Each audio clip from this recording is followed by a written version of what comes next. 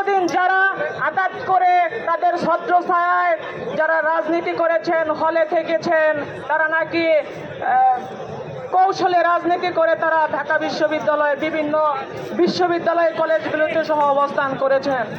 কিন্তু আমরা জুলাই আগস্টের পরবর্তী সময় দেখেছি তারা গুপ্তভাবে আবারও ষড়যন্ত্র করে বাংলাদেশে রাজনীতি করার জন্য তারা পায়তারা করতেছে। প্রিয় উপস্থিতি নেতৃবৃন্দ, আমাদের 5টি ছাত্র সংসদ নির্বাচন হয়েছে।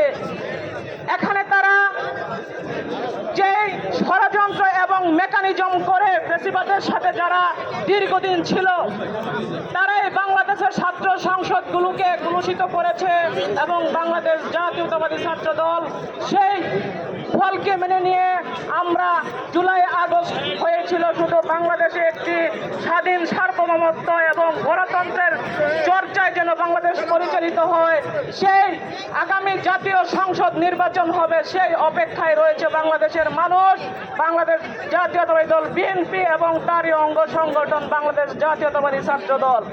কিন্তু আমরা দেখতে পাচ্ছি কি তারা ছাত্র সংসদ যেভাবে চুরি করে মুনাফেকি করে ছাত্র সংসদগুলো নির্বাচন করেছে, তারাও আবার চাচ্ছে জাতীয় সংসদ নির্বাচনকে আগামী 12ই ফেব্রুয়ারি যে নির্বাচন হবে সেই নির্বাচনকে তারা ছাত্র সংসদের মতো নাকি তারা আবার করে নেবে, সেই ভয় তারা করতেছে।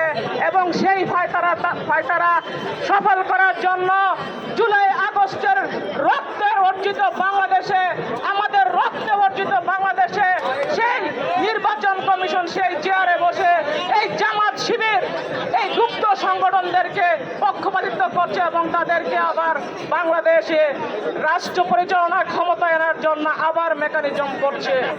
আমরা প্রিয় উপস্থিতি নেতৃবৃন্দ বলে দিতে চাই, বাংলাদেশ জাতীয়তাবাদী ছাত্র দল একটি দক্ষিণ এশিয়ার বৃহৎ সংগঠন। এটাকে আমরা যেমন ধারণ করি, লালন করি, বাংলাদেশের মানুষের জন্য সবসময় আমরা ধৈর্য ধারণ করে এসেছি এবং ধৈর্য ধরব যদি ন্যায়ের পক্ষে হয়।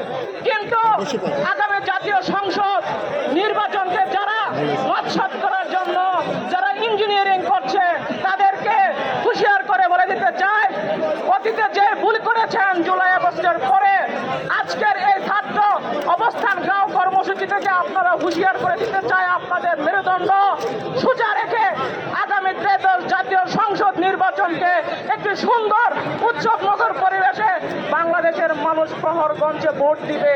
এই ভোটকে যারা আবার অতীতের 3টি ট্রামের মতো যদি করতে চান, আপনারা কিন্তু অতীতের ন্যায় যে নির্বাচন কমিশনগুলো ছিল যেভাবে টেলিভিশনে ব্যাচ্যুতি করে বাংলাদেশ থেকে বিতাড়িত করা হয়েছে এবং তাদের যে জননী খুনি হাসিনাকে বাংলাদেশ থেকে আমরা বিতাড়িত করেছি, আমরা কিন্তু আপনাদেরকেও আবার সেভাবে ব্যাচ্যুতি করব যদি আপনারা এখনো পর্যন্ত যদি হুঁশিয়ারি না হন।